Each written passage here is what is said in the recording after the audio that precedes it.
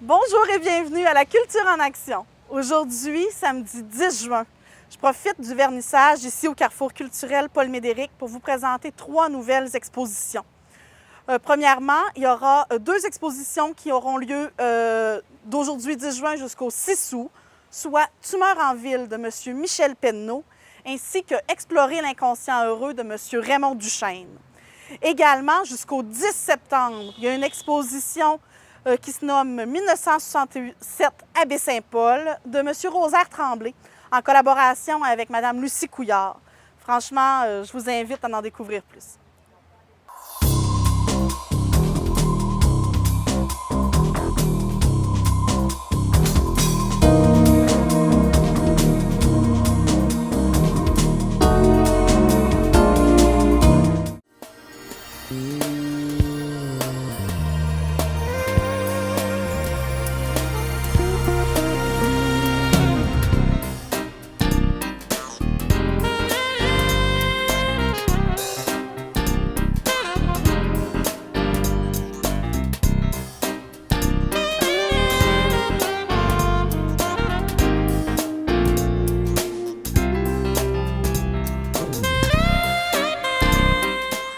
Donc, merci beaucoup d'être là. Je suis Joanne Saint-Gelais, je suis directrice adjointe culture et loisirs pour la ville de Baie-Saint-Paul. Ça me fait plaisir de vous accueillir au Carrefour culturel cet après-midi pour l'inauguration de nos 3 nouvelles expositions. Je vais maintenant inviter à tour de rôle chacun des artistes à venir présenter un petit peu leur exposition. Donc, ça vous donne l'occasion de rencontrer l'artiste. Je sais que vous avez été invité parfois pour un en particulier. Donc, c'est l'occasion aussi d'aller rencontrer les autres. Ils vont donc se présenter. Je vais inviter M. Rosaire Tremblay pour l'exposition 1967 à Baie-Saint-Paul qui est présentée dans la grande salle en bas. C'est une exposition qui est présentée exceptionnellement du 8 juin au 10 septembre. Alors, la première exposition que j'ai à vous présenter aujourd'hui se nomme 1967 à Baie-Saint-Paul et est présentée par M. Rosaire Tremblay et Mme Lucie Couillard, que j'ai la chance d'avoir avec moi aujourd'hui. Bonjour, M. Tremblay. Bonjour, Pascal. Bonjour, Mme Couillard. Bonjour. Bonjour, chers collègues. Oui. Hein, chers collègues de Lucie. Oui. On a fait un beau boulot ensemble. Eh oui. C'est vraiment une joie de vous avoir avec nous aujourd'hui. Je vous remercie d'être là. Vous, M. Tremblay, cette exposition-là, c'est votre idée, c'est votre projet. Par contre, vous avez eu la chance d'avoir l'aide de Mme Couillard, je pense, pour le côté plus muséologie. Le concept. Concept, oui. Moi, je suis un ramasseux. Okay? Tu me connais, Pascal, tout le monde me connaît. J'ai beaucoup de choses sur bien des sujets pour alimenter toutes sortes de thèmes en lien avec Charlevoix ou même de l'extérieur. Alors, beaucoup de choses, oui, mais comment les mettre en valeur? Comment leur donner un sens? Et c'est là que ma collègue Lucie est arrivée dans le décor et qui nous donne cette magnifique exposition qui est là. Alors ça, moi, je ramasse plein de choses, mais je n'ai pas le talent de les mettre en valeur comme elle. Et voilà. Mais c'est une exposition historique quand même qu'on trouve ici. Oui, c'est un retour dans le temps. Oui. Absolument. On se replonge dans le contexte de 1967, comme est le thème, dans différents aspects. Lucie va en parler, puis on va y revenir un peu plus loin. Parfait. Vous êtes vraiment un passionné d'art, un passionné d'histoire, si je comprends bien. Oui, passionné d'histoire et d'art aussi, mais surtout de l'histoire. Et tu me demandais, Pascal, comment l'idée était venue, tout ça. C'est il y a 1 an ou presque, à l'inauguration de la Fête du Canada, l'an passé, sur la place de l'église ici, juste derrière le carrefour, en jasant comme ça, et même dans mon allocution, j'ai lancé le mot à l'assistance qui était là que dans 1 an, là, préparez-vous, parce que l'équipement qui est ici, c'est-à-dire le carrefour, là, il va avoir 50 ans. Hein? C'est un héritage du centenaire de 67, ça. Alors, je lançais comme un ballon, si tu veux. Mais ce ballon-là a été reçu par Joanne, la directrice ici, qui est revenue en cours d'année sur l'affaire. Et voici le résultat. Lucie est mise dans le coup pour ses talents de muséologue, etc. Et moi, avec mes artefacts et différents documents. Donc, c'est ça, ce qu'on retrouve ici, c'est ta collection personnelle. Pour 98,9 %. OK. Quelques petits éléments empruntés soit au centre d'archives ou à des particuliers, mais c'est minime dans l'ensemble. OK. Donc, c'est surtout ce que toi, tu as réussi à amasser, à collectionner avec le temps. Ce qui est un peu spécial, c'est que vous faites une exposition sur en partie ce bâtiment-là et sa construction, Ah ben oui. mais dans la pièce d'origine, finalement. Elle est d'origine. Tout à fait. Tout à fait d'origine. Tout est d'origine ici. Les planchers, les plafonds, les murs, les plaintes de chauffage. Donc, ça peut tout pas, y est. On ne pouvait pas avoir un meilleur environnement pour faire une exposition qui soit immersive. Puis le défi qu'on s'est donné, justement, c'est qu'il y ait toute une section de cette exposition-là qui est une capsule temporelle. C'est-à-dire que tout ce qu'on va retrouver dans notre environnement appartient à l'époque 67, et c'était déjà les objets de l'année. Alors, le décor dans le salon où on se trouve, la présence de vinyle, notre interactif, qui est un radio d'époque portatif, qu'on pouvait, modèle plage de Sony, qui fonctionnait à pile. Brevet 67. Voilà. Oui, exactement. Le radio de Gilligan. Pas n'importe lequel. Ah oui? Et outre les objets de collection de Rosaire, ben, il y en a certains qui appartiennent à ma collection personnelle également. Comme les jouets pour enfants, Entre peut-être. autres, je suis allée fouiller dans mes boîtes d'archives et voilà, petit téléphone Fisher-Price qui était mon jouet favori. Je vois du joli macramé aussi derrière vous. Oui, donc moi je suis un modèle 68, mais mes jouets d'enfance qui étaient déjà un peu plus anciens, qui avaient passé par ma sœur, modèle précédent. Alors, j'ai une collection ici, la ferme Fisher-Price, c'était le jouet de l'année en 67. OK, génial. Et donc, l'aspect agricole tout à fait conforme avec Baie-Saint-Paul. Je suis sûre que plusieurs enfants ici devaient en avoir. La même chose, l'autobus scolaire et les petits personnages. Alors, on espère que les jeunes vont redécouvrir ces jouets. Là. Ils ont traversé déjà 2 générations. Quelques-uns. Donc, je pense qu'ils vont survivre à l'exposition aussi. Alors, ici, dans le salon, on invite les gens à se poser et à prendre connaissance des unes de journaux, de tout ce qui se passait, dans le fond. La littérature de l'époque concernant. L'effervescence de cette époque. Et là, on a eu accès à la collection du Centre d'archives et celle de Rosaire pour pouvoir aller chercher le contenu significatif, à la fois les unes de journaux, Le Confident, qui était publié à la Malbaie. OK. Donc, entre autres, comme la caravane du Canada qui débarque au Boisé-du-Quai et qui s'installe là. Et il y a eu 25 000 visiteurs pendant l'année 67 qui ont visité cet espace. Une exposition vraiment itinérante.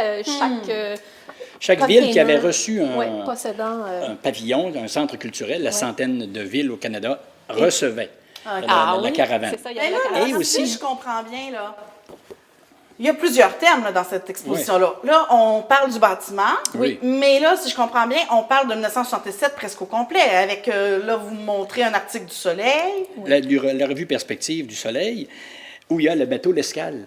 Là où il y avait un centre culturel, là aussi, le bateau théâtre s'amenait à quai et présentait une pièce de théâtre sous l'histoire du Canada, sous le thème de l'histoire du Canada, qui est ici.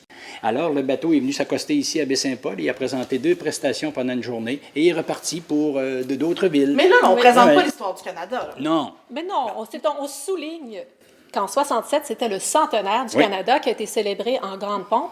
Et nous, dans l'exposition, on a entre autres des affiches qui en témoignent et on peut voir vraiment le design de l'époque qui est très coloré, couleur qui est psychédélique, couleur éclatante. Et ça, on a essayé de le retrouver à travers notre design d'exposition aussi. Donc là, qu'est-ce qu'il y a dans l'exposition?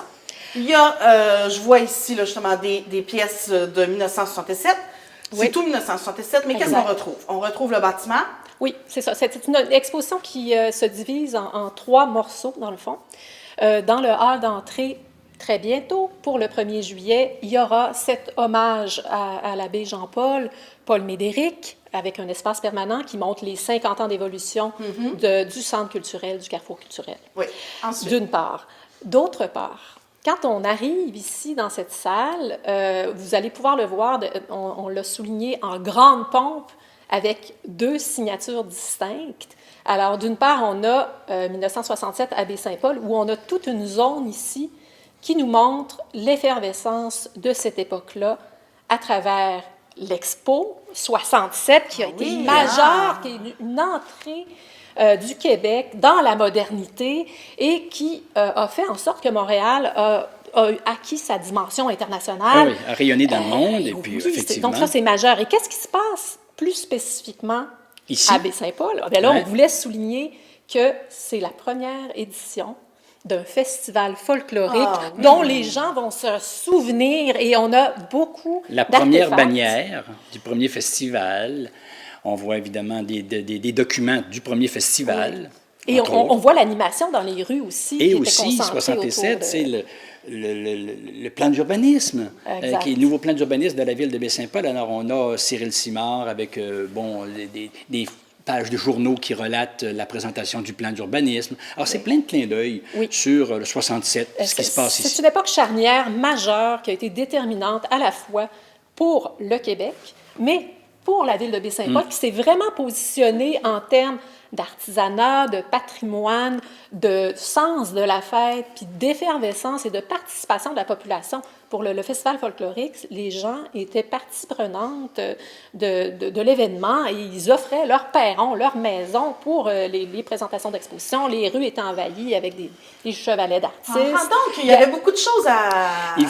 Il faut dire... Énormément de de contenu, c'est Oui. ça. On est très comment dire, enthousiastes, Lucie et moi, mais il faut dire que ce ne sont que des clins d'œil que nous faisons là. Hein. Les festivals folkloriques, là, c'est vraiment un clin d'œil sur le premier. Il ne faut pas s'attendre, là, les gens qui nous écoutent, là, à ce que tous les festivals soient racontés ici. On n'a pas ni la place et c'est ni l'objectif. C'était 67 qui était notre année cible. Exactement. Hein. Alors, on se concentre Donc, là-dessus. l'édition 1, elle est particulièrement bien mise en valeur à travers son graphisme, à travers justement qu'est-ce qui se passait dans les rues, les animations.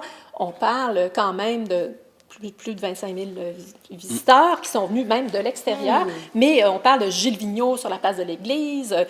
Il y a eu des événements majeurs. Donc ça, et on les gens retrouve s'en tout rappellent. ça, avec des photos d'archives, avec des articles. Des articles de Photos journaux. d'époque, articles de journaux, tout Les- le visuel et le graphisme aussi entourant. cette Les époque. seuls documents qui ne sont pas de 67, parce qu'il faut le dire, là, c'est ce qui rappelle les deux autres vies du bâtiment, Oui. c'est-à-dire l'arrivée du Centre d'art, exact. 77, et du Carrefour culturel en 2005. Que vous avez pris la Alors, peine quand forcément, même de il travailler. fallait, parce qu'il y a eu trois entités qui ont cohabité, c'est-à-dire pas cohabité, qui ont habité ici. Oui. Alors, il fallait qu'en 2005, on relate les premiers balbutiements du Carrefour culturel. De même qu'en 77, lorsque le Centre culturel devient le Centre d'art. Alors, tout le reste, c'est 67. Exact. Mais ce volet-là, qui est Voilà, l'autre c'est pour mur, ça qu'on a vraiment organisé physiquement l'exposition en 2 temps.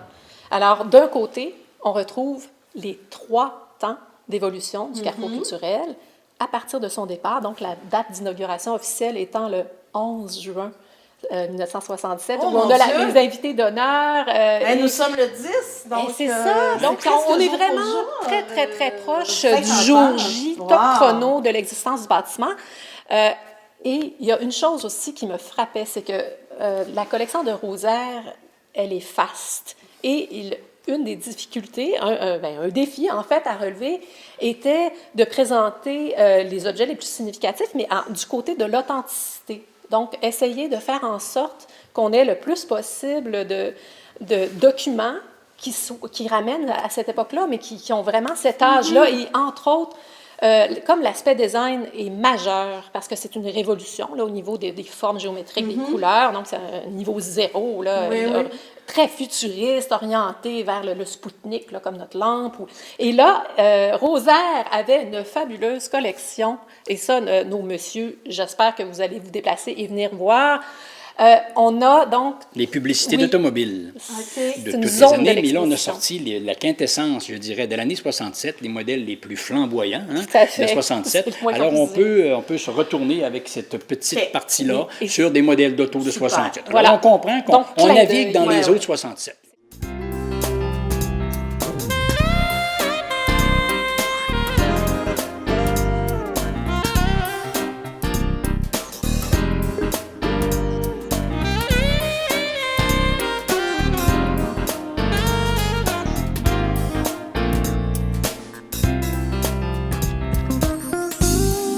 Est-ce que vous avez eu d'autres collaborateurs? Vous avez fait tout ça tous les deux? Mais ou vous bien avez sûr, eu, c'est un travail d'équipe majeur. Ah oui. Alors, au niveau du contenu, c'est certain qu'on a eu le centre d'archives Oui. qui nous a étoffer un petit peu... Prêter ses locaux aussi. Entre autres, notre quartier général, de travail. Mais aussi quelques documents. Oui. Cyril Simard pour Exact. quelques petits documents aussi. Et puis... En fait, toi, tu as eu de l'aide aussi parce qu'on a des éléments de philatélie et on a eu de la monnaie. Madame André Gilbert, au niveau des timbres émis en 67. OK. Et bien sûr, étant donné la présence de Jacques Saint-Gelais-Tremblay comme animateur et directeur pour les années subséquentes qui ont suivi la première édition du festival, il a pris le relais et lui a ouvert une boîte à chansons dans l'espace qui est ici.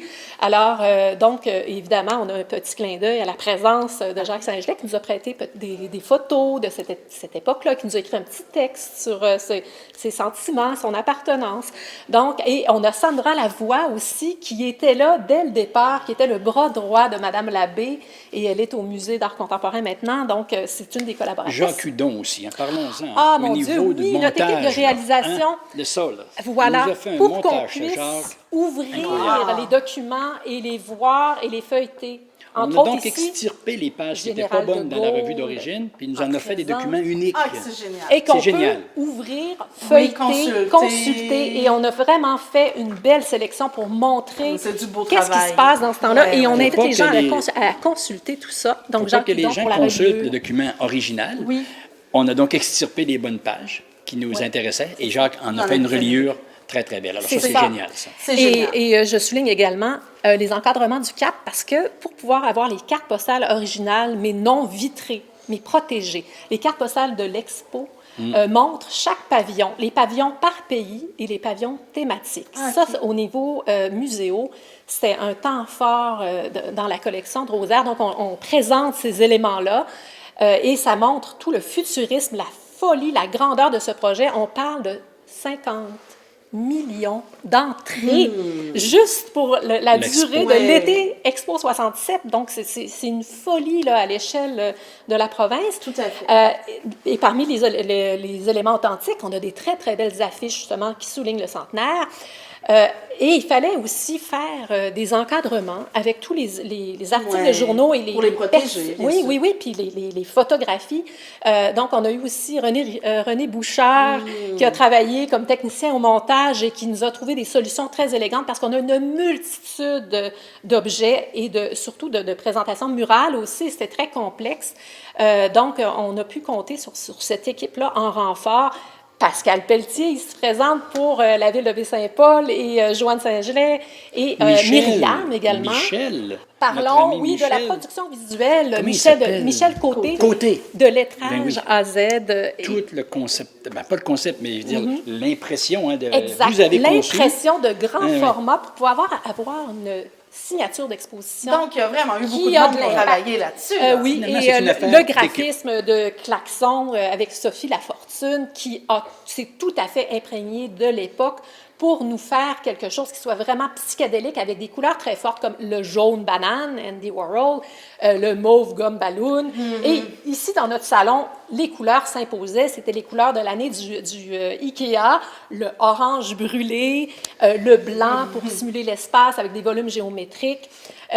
Ici, vous le constatez peut-être pas, mais on entre dans la pièce à travers un rideau en fil, Ah oui. alors très hippie et très artisanal dans sa facture, et notre jardinière en macramé, je suis sûre que tout le Et monde ici Lucie, en ont fait quand il était jeune. Un instant, nous sommes assis sur des chaises modèle 67. Oui, ça vaut la peine de Ça, c'est montrer. le modèle 67. Le modèle Expo Québec. Le modèle de l'Expo, Oui, c'est fait vrai. spécifiquement par une compagnie qui s'appelle Spécifiquement, IPL. ça, c'est- Génial. Bon, L'ère génial. du plastique et du moderne. Et les couleurs. Et la Ça va gamme avec le- et orange. Oui. Alors voilà, nos couleurs d'époque. Là, on va essayer de fermer ça. De fermer tout Ok, ça. allez. Il reste, je pense, un dernier volet qui va être plus interactif, où les gens peuvent approfondir d'une autre façon, je crois, que vous avez à me parler. Absolument. Oui. En fait, étant donné qu'on a une extraordinaire responsable de l'animation au Carrefour culturel, qui est Myriam Cloutier, on a fait un peu à son attention un jeu que les familles et les enfants vont pouvoir faire soit en équipe ou par eux-mêmes, qui est vraiment une question d'observation visuelle et qui permet, dans le fond, d'associer des éléments qu'on a sélectionnés. Et de fouiller un peu plus. Mon petit téléphone ici, qui va être quelque part dans un jeu de photos. Et dans le fond, quelqu'un qui fait l'exercice, il y a 24 postes où il doit associer une photo qu'il a dans les mains qui présente un fragment de l'exposition. Donc, c'est un cherche et trouve qui fonctionne selon un principe très, qu'il très faille simple. retourner, qu'il faille observer davantage. Donc, intéressant pour les enfants, mais aussi intéressant pour les adultes. Pour les familles Pour aussi, les deux. parce que c'est un prétexte, dans le fond, quand on découvre l'objet, à parler de sa fonction ou des souvenirs qu'il suscite, parce que la muséologie, c'est le défi, c'est de trouver des objets qui sont significatifs, qui évoquent une émotion chez les gens, qui leur rappellent quelque chose. Puis dans le fond, c'est un prétexte à attiser la curiosité des gens sur un sujet et pour qu'ils deviennent aussi fous et passionnés que nous par leur sujet, parce que nous autres, on s'est imprégnés totalement de notre année. Vous l'êtes, c'est Faut clair. pas trop souhaiter ça aux autres. Faut pas trop souhaiter ça. Donc, ça se manifeste aussi par notre interactif. Donc, on a fait une sélection de chansons de 1967. de 67 que les gens peuvent écouter sur écouteurs et on a une musique d'ambiance aussi qui va C'est-à-dire refléter que les années yéyé. Sur le radio qui est là, c'est les chansons thème de l'Expo 67. Oui. Alors que dans la salle, pendant toute la durée de l'exposition, nous aurons dans la musique ambiante les succès de 67, succès de des tous thèmes de ordres, 67. OK? Comme la collection de disques qui est là ici, par exemple, des extraits, des succès de 67 qui jouaient à la radio, très, très, très populaires, les Georges d'or de ce monde, exemple, là, Tout à OK? fait, oui, Pauline la Julien et Manique, autres. c'est Alors ça va être dans l'ambiance. Québécois. Génial. Alors, on a pensé à toutes ces dimensions-là pour avoir une exposition 67 qui soit le plus immersive possible et qui soit en quelque sorte une capsule temporelle. Donc, on invite les gens à venir. Là. Il y a des choses à voir. Là. Et on est chanceux parce que notre exposition dure 3 mois. Donc, on a vraiment toute la période Oui, jusqu'au 10 estivale. septembre. Hein? Aujourd'hui, on est le 10 juin, donc c'est jusqu'au 10 Tout à septembre. fait. Alors, on invite les visiteurs à profiter de l'occasion. C'est gratuit, le Carrefour. Il est ouvert en tout temps. Il est accessible. Il est à la croisée des chemins. Et on sait que Baie-Saint-Paul, ville d'art, de culture, c'est hyper populaire au niveau de la population. On invite la population locale, mais amenez vos amis, amenez les gens de Québec, les amis d'Europe. Alors, c'est l'opportunité pour une petite visite. Et puis, on peut s'installer ici et lire 2 heures de contenu juste avec tout le matériel qu'on vous a mis entre les mains. En somme, ouais. Énormément de contenu à découvrir dans l'exposition. Bien, je vous remercie. C'est un petit retour dans le temps. Ben Un oui. retour de 50 ans quand même, C'est c'est pas génial. banal.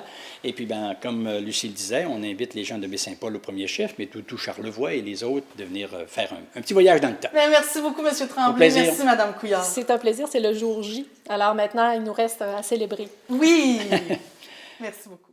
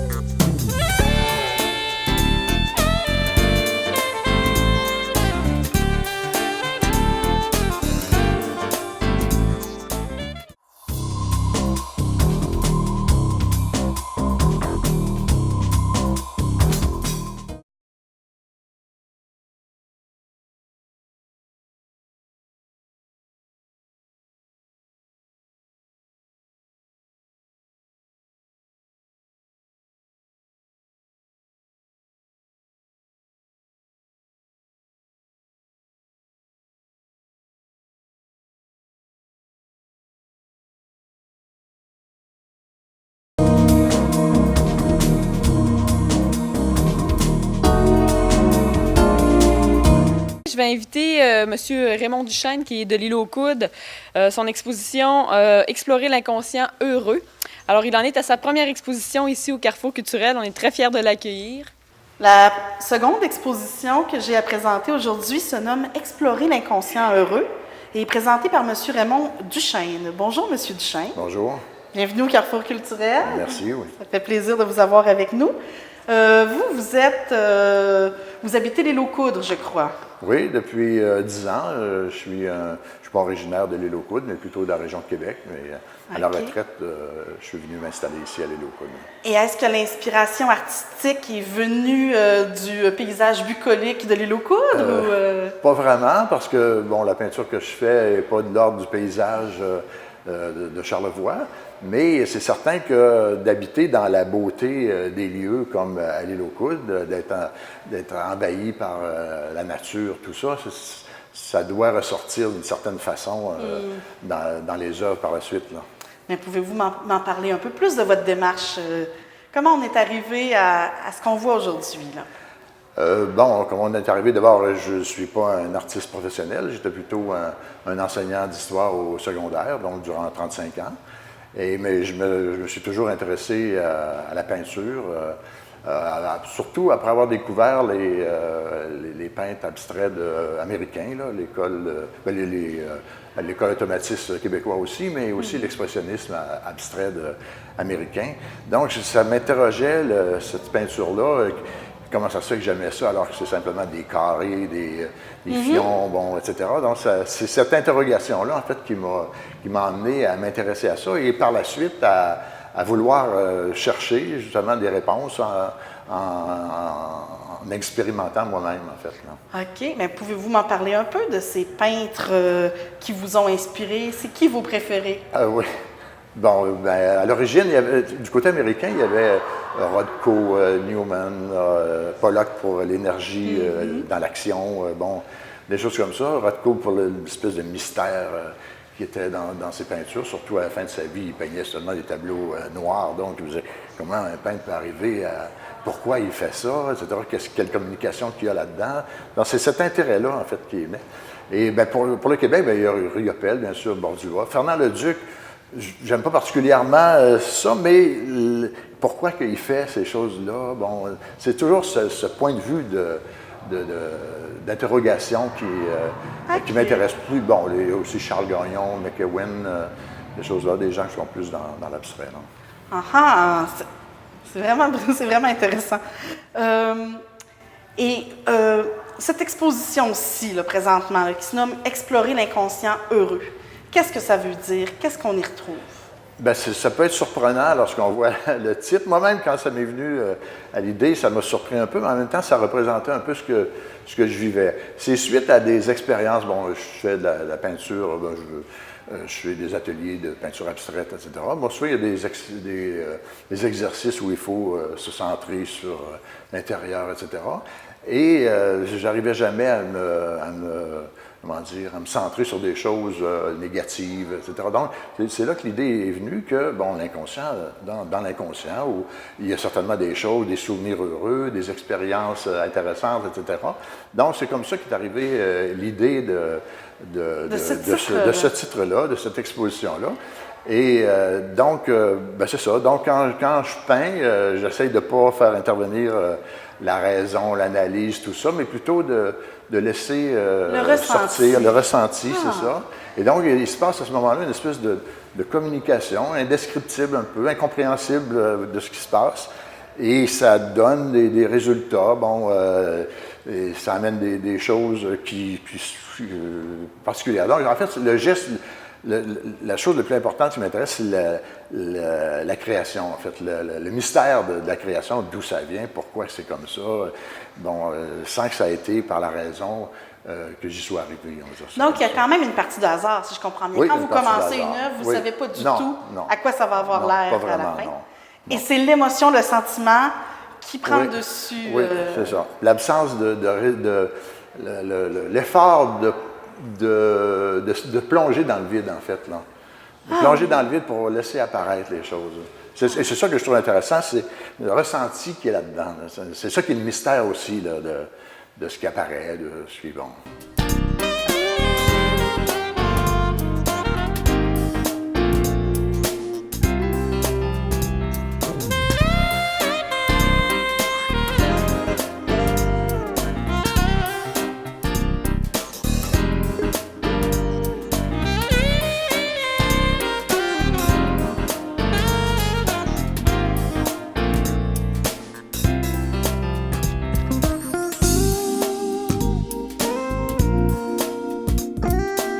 Et le titre nous dit que, dans le fond, quand vous faites cette recherche intérieure-là pour la laisser apparaître sur la toile, c'est du beau qui sort de vous. C'est ça, oui, c'est ça. C'est du beau qui vient de la vie qui m'habite, qui habite l'univers, qui habite les arbres, tout ça, les low-good, etc. Oui. Bon, oui, c'est ça, c'est ce qui ressort. Bon, ça peut être vu autrement par des personnes qui voient les œuvres, c'est certain, mais moi, ce que je ressens, c'est cet ordre-là, oui. Et puis, l'œuvre, quand vous décidez qu'elle est terminée, est-ce est-ce que c'est parce que vous y voyez quelque chose de... Il y a quelque chose qui en est ressorti d'une image qui, pour vous, est assez concrète, là, ou plutôt, vous la gardez même abstraite pour vous, sans essayer d'y voir quelque chose? En fait, j'essaie jamais d'y voir quelque chose, pour vrai dire. Qu'est-ce qui me fait arrêter, je ne sais pas c'est quoi. C'est une espèce de... ça aussi, c'est un mystère. C'est une espèce de l'harmonie de ce qui est apparu. Je ne pourrais pas ajouter tel élément, ou des fois j'essaye, mais là, c'est la raison qui intervient, et là, tu retombes dans un autre tableau, en fin de compte, là. Bon, des fois, j'interviens aussi, mais en général, c'est un espèce de feeling qui me dit il faut arrêter. OK. Il y a d'autres, c'est le même feeling dit aussi de continuer, là, c'est pas la même, c'est pareil. Oui. Il y a d'autres fois, bon, tu sais, j'aime moins ça, etc., continue à chercher, à laisser aller, etc.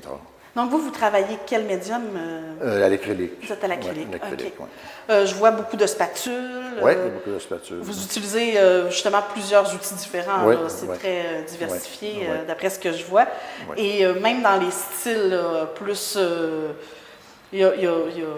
on voit le tube parfois qui est utilisé directement, Oui. d'autres... Donc, vous vous amusez beaucoup, Oui, si je comprends c'est bien. vrai. Toutes sortes de spatules, là, des grandes, des plus petites, pinceaux aussi. Et ça, c'est arrivé comment? Quand est-ce que vous avez commencé à peindre? À peindre, j'avais suivi des cours à l'Université du Troisième Âge, à l'Université Laval, avec Mme Claire Lamarre, en fait. Je peignais à partir de photos, des paysages, etc. Ça faisait bien, mais au bout du compte, j'aimais pas ça.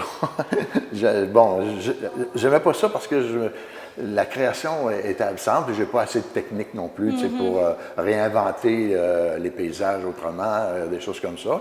Fait que j'ai fait ça parce que j'ai déménagé à l'île aux Coudes en 2007. Donc, de 2004 à 2007, je faisais ce genre de cours-là. OK.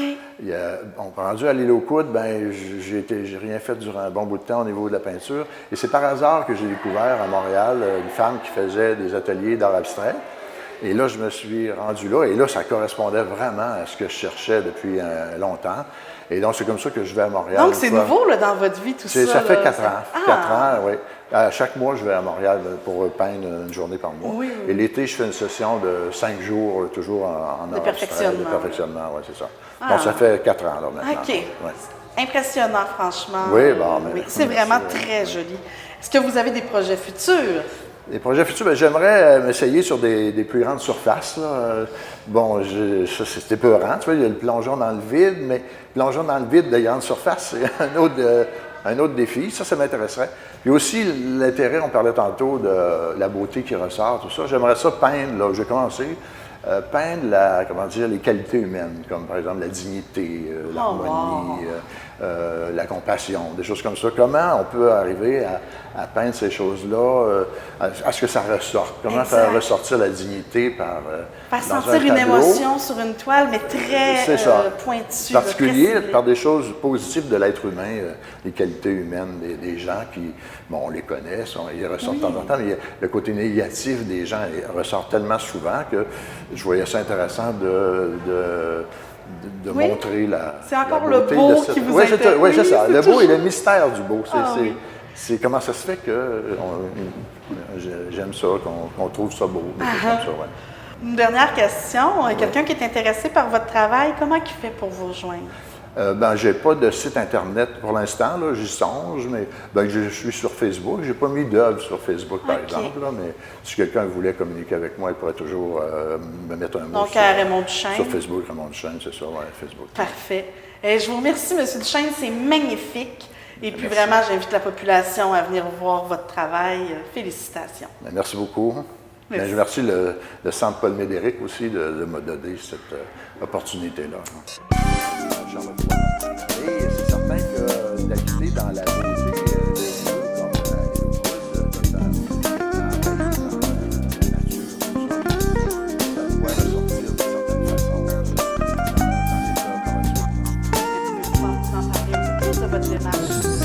Comment on est arrivé à Alors maintenant, on va poursuivre avec M. Michel Penneau avec Tumeur en ville.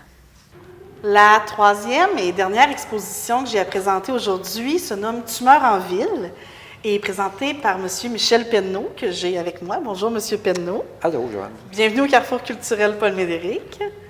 C'est une grosse exposition que vous nous présentez là. Oui, mettons que ça a pris 3 voyages pour apporter tout ça. Là. Ouais. On est assez surpris, on est agréablement surpris, j'irais jusqu'à dire. On va peut-être commencer par parler de vous. Pourquoi vous exposez ici à Baie-Saint-Paul? C'est quoi votre rapport avec Charlevoix? Charlevoix, ça a toujours été, depuis que je suis tout jeune, un mystère, parce que mon père venait de l'île aux Coudres et mes tantes aussi.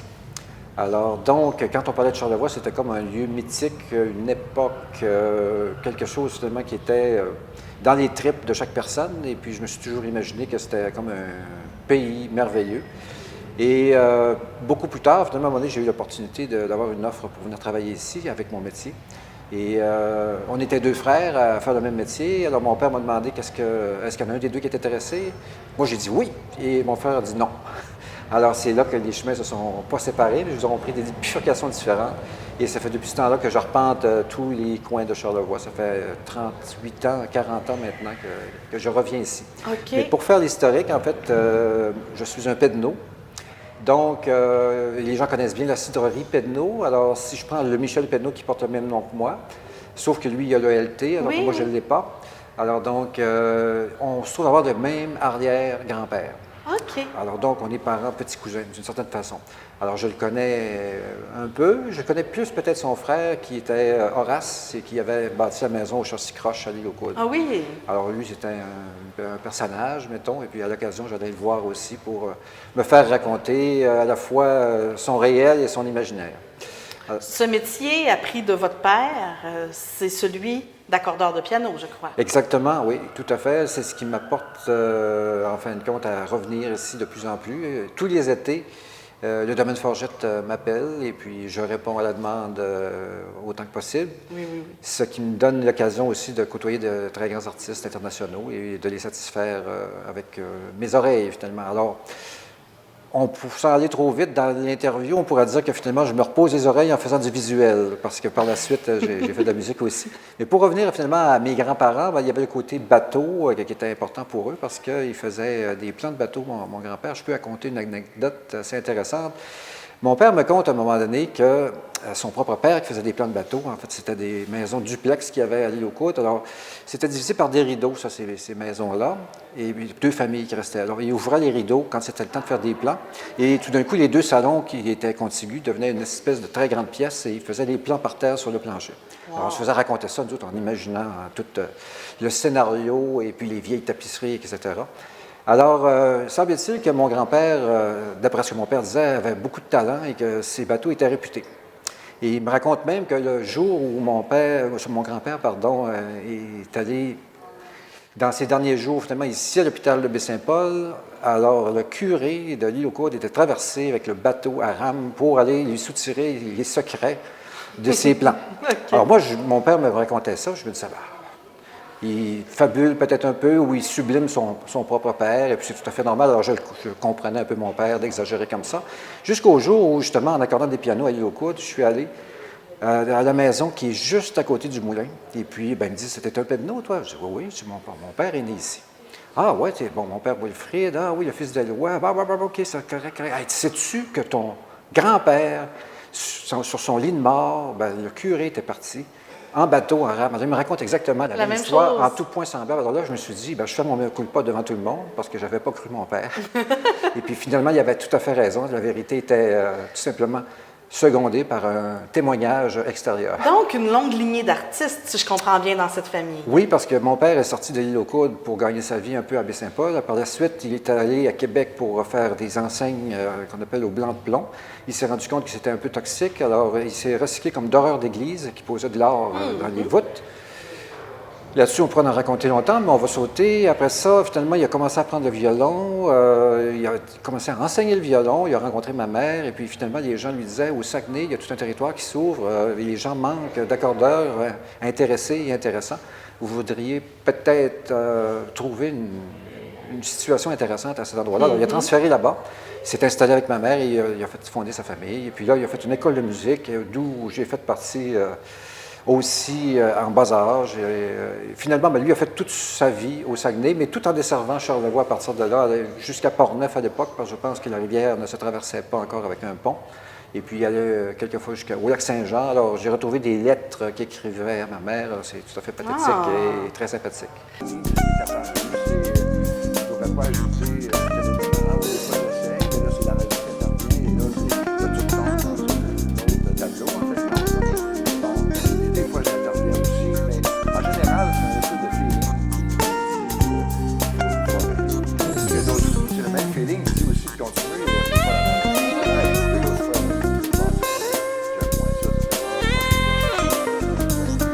Donc, aujourd'hui, ici, qu'est-ce qu'on retrouve ici?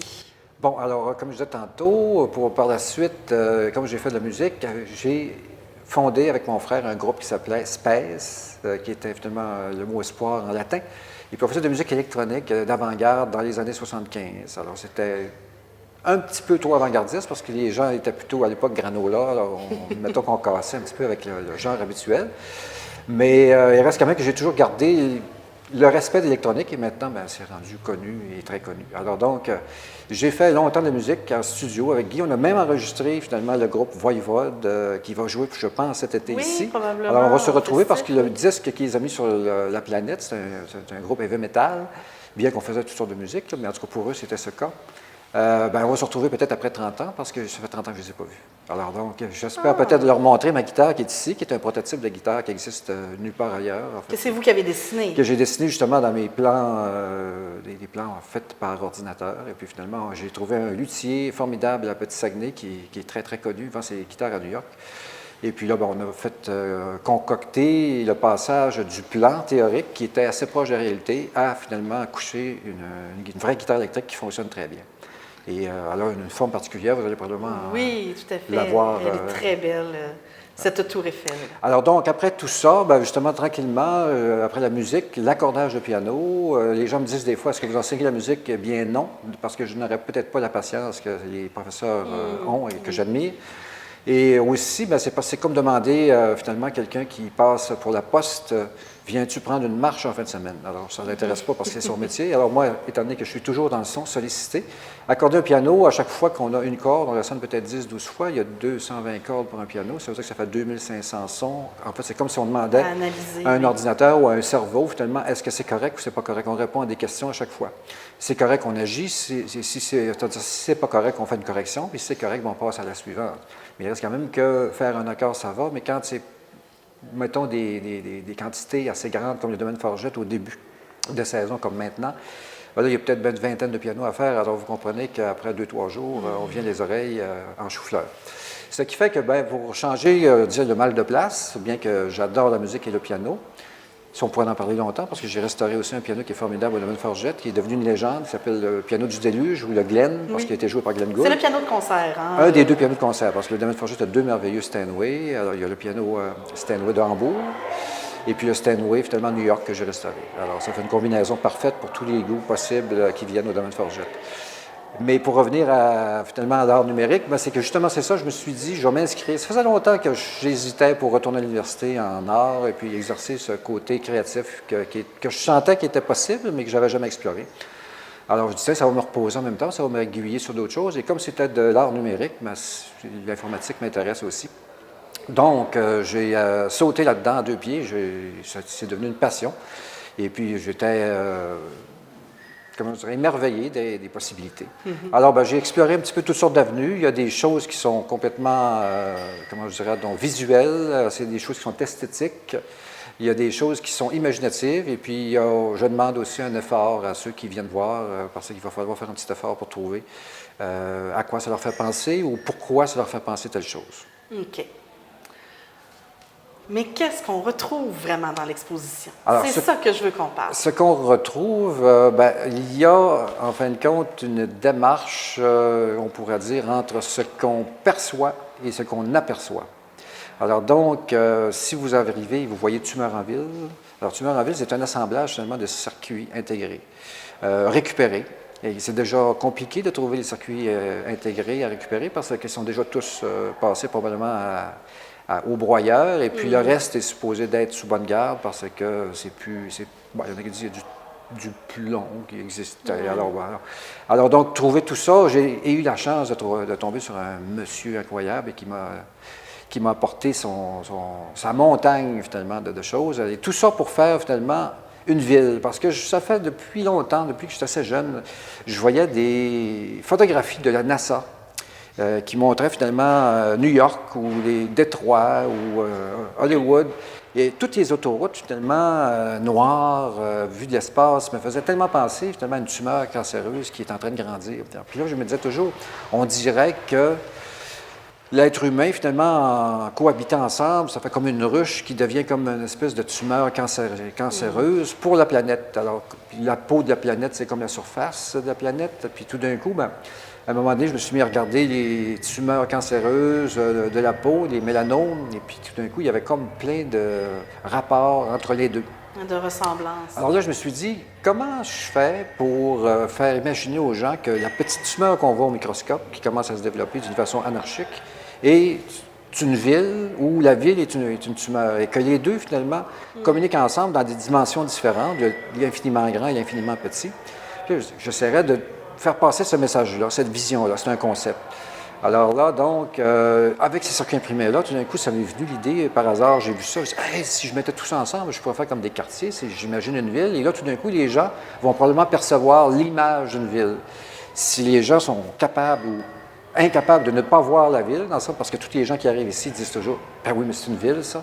Ah, on dirait des quartiers. Il y en a qui se disent, est-ce que c'est Baie-Saint-Paul reproduit? Alors, l'idée, c'est simplement de donner l'image à mégalopole qu'on ne peut pas s'empêcher de voir. Alors, après ça, bien, les gens se disent, puisque je vois ça, comment ça se fait? Moi, je demande aux gens, pourquoi vous êtes automatiquement dirigés vers la perception d'une ville? Et si vous êtes capable de faire cette perception-là, bien, vous êtes aussi capable de vous imaginer que ce qui est très, très grand est exactement la même chose que ce qui est très, très petit.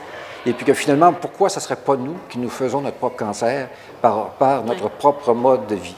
Poser la question, c'est y répondre. Hein? C'est ça, exactement. exactement. Je suis bien d'accord. Alors, bien, tout cet exercice-là est fait pour ça, mais dans une démarche agréable, je pense, parce que les gens qui voient la tumeur en ville sont tous amusés. Et il est arrivé une anecdote dans une dernière exposition que j'ai faite, c'est qu'il y a une petite fille qui revenait pour voir l'exposition parce qu'elle était venue avec des groupes scolaires, et puis elle ramenait sa mère.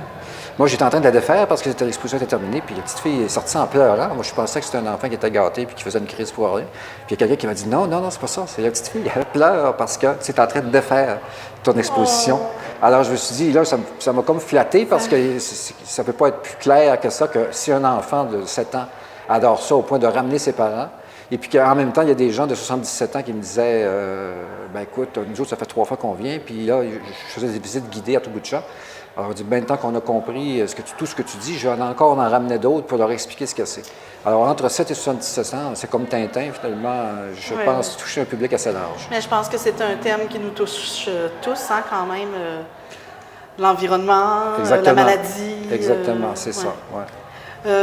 Il y a cette installation qui est quand même gigantesque, il faut l'admettre, mais il y a aussi d'autres pièces que vous présentez. Qu'est-ce qu'on retrouve à part cette installation-là? Bon, alors dans les autres pièces, il y a bien sûr peut-être des messages à voir, mais c'est surtout le côté esthétique versus l'informatique, parce que les gens se disent toujours, c'est un peu comme quand on a commencé la musique avec les synthétiseurs. On disait, les synthétiseurs, ça va remplir la musique, ça va remplacer les pianistes, ça va remplacer les orchestres, ça va remplacer... Et pourtant, la preuve est faite maintenant qu'il n'y a jamais eu autant de musique de fête et puis que la musique classique fonctionne quand même malgré tout. Quand c'est le temps d'avoir un orchestre, les gens ne veulent pas voir un gars avec des synthétiseurs. Tu sais. Mais l'inverse est vrai aussi. Tu sais. Les deux peuvent donc coexister. Et puis en même temps, des fois, ils disent, tu fais ça avec un ordinateur, donc c'est facile. Tu sais. Mais non. Ça me prend autant de temps, sinon plus, avec le travail que ça implique, parce qu'en fin de compte, c'est pas juste que tu pitches une image là-dessus, puis pas ça, bing bang, c'est fait. Là, tu te dis, ça, c'est sa couleur, tu peux la changer, tu peux faire ça, tu pourrais déformer ça un petit peu. Donc, on retrouve des œuvres numériques, si je comprends bien. C'est ça, exactement. Sur différents thèmes? Sur différents thèmes, il y en a un, par exemple, si je prends God Bless, en fait, il y a 3 titres. Souvent, mes œuvres ont 2 ou 3 titres, parce que je pense qu'un seul n'est pas assez. Alors, il y en a un qui s'appelle God Bless, parce que c'est sur le dollar américain, God Bless America. Oui. Mais là, c'est un mot français-anglais, God en anglais, puis Bless en français, alors Dieu punit. Oui. C'est tiré, finalement, de des photos du World Trade Center lorsqu'il s'est écroulé. Alors, donc... Ça s'appelle aussi cocktail financier parce que je me dis qu'à cette époque-là, il y a des gens qui devaient sûrement trinquer à ce qu'on raconte, en tout cas sur certains sites, parce que ça s'est écroulé et puis ça a fait l'affaire de certains financiers. Alors, c'est fait sur la forme d'une coupe à cocktail et puis le dollar américain est pris dans le pied de la coupe, sous pression. Et puis quand j'ai fait ça, je me disais... Il me semble que la bourse va prendre une débarque, ça ne sera pas long, à cause de tous ces troubles-là qu'il y a eu. Ça a déstabilisé l'économie, ça a résisté longtemps, mais peut-être que ça va casser bientôt. Puis effectivement, j'ai fait ça en mars 2008, et puis en août 2008, 3-4 mois plus tard, paf, la bourse a craché et tout était... ça a pris des années à s'en remettre. Alors, j'appelle ça d'ailleurs une œuvre spéculative en même temps, mais ça me fait sourire parce que c'est comme une prémonition. Alors, c'est assez rare qu'on voit un artiste faire une œuvre sur un thème financier. Alors, c'est une contradiction. Mais il y a quand même toujours une grande analyse philosophique derrière chacune de vos œuvres. Oui, bien, c'est pour ça que je disais tantôt qu'il y a comme... je demande un effort, finalement, à la personne qui vient visiter, ou alors aux visiteurs, parce qu'on peut regarder ça vite, rapidement, évidemment, c'est comme n'importe quoi. Mais si on s'y arrête longtemps, il y a beaucoup de petits secrets qui vont se... Il y a un premier degré, mais il y a un deuxième et parfois même un troisième. Exactement, tout à fait, oui. C'est ça. Sans ça, je ne ferais pas ça. L'idée, moi, c'est que... il y a comme de la viande autour de l'os. Oui. Vous diriez que c'est quel genre, votre travail? Quel type? Justement, j'ai trouvé à un moment donné un terme... approprié, parce que je me suis posé la question longtemps, mais j'ai fini par considérer que c'était de l'impressionnisme technologique, parce que ce qu'on perçoit dépasse ce qu'on voit. Alors, autrement dit, comme je disais tantôt, ce qu'on perçoit et ce qu'on aperçoit, c'est comme deux choses différentes. Ce qu'on aperçoit, c'est ce qui est vraiment là, mais ce qu'on perçoit, c'est que l'image qu'on s'en fait. Alors, il y a comme une altération que votre propre cerveau va faire de ce que vous voyez.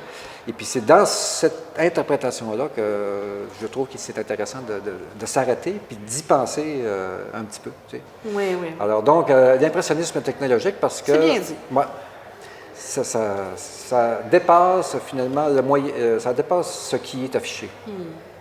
Franchement, M. Penneau, c'est vraiment une magnifique exposition. Bien sûr, on invite les gens à se déplacer, à venir voir ça pour de vrai. À la caméra, c'est bien joli, mais pour de vrai, c'est plus impressionnant encore. J'en suis touché. Merci beaucoup. J'invite évidemment, j'ai parcouru Charlevoix beaucoup. J'ai bien des maisons qui ont des pianos à accorder. Alors, si vous vous reconnaissez comme personne et puis que ça vous intéresse de voir qu'est-ce qui se passe entre les deux oreilles d'un accordeur, oui. Vous êtes les bienvenus parce que ça va probablement vous surprendre, vous amuser et vous divertir en même temps. C'est vraiment une joie de vous connaître. Merci, M. Penneau, de nous offrir c'est un honneur pour moi d'être dans Charlevoix, que j'adore. C'est vraiment un grand plaisir. D'ailleurs, la première fois, j'avais exposé une petite partie ici au Café des Artistes. Le premier endroit où j'ai exposé était ici avant d'aller ailleurs. Et puis là, je reviens avec un peu plus, comme je disais tantôt, de viande autour de l'os. On peut dire qu'il y a de la viande. Alors, je souhaite bon appétit aux gens. Merci.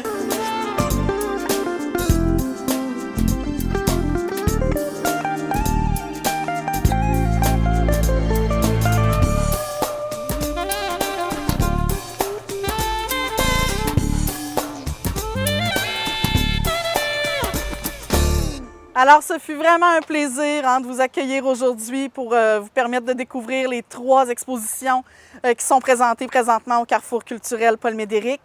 Comme je vous ai dit, jusqu'au 6 août, vous avez la chance de voir Tumeur en ville de Michel Penneau, Explorer l'inconscient heureux de Raymond Duchesne. Jusqu'au 10 septembre, par contre, vous aurez la chance de voir 1967 à Baie-Saint-Paul de Rosaire Tremblay en collaboration avec Mme Lucie Couillard. Bien sûr, j'ai toujours mes 2 expositions permanentes qui sont également disponibles, soit Espace Baie-Saint-Paul, Expo Expérience, où vous pouvez découvrir à peu près tout ce qui a rapport à la culture, au patrimoine, à l'histoire de Baie-Saint-Paul et des environs, ainsi que le Studio Trad. C'est une exposition, celle-là, sur les textiles, les techniques textiles charlevoisiennes, où vous pouvez les apprendre et même les essayer. Donc, je vous invite à venir nous visiter. Merci beaucoup.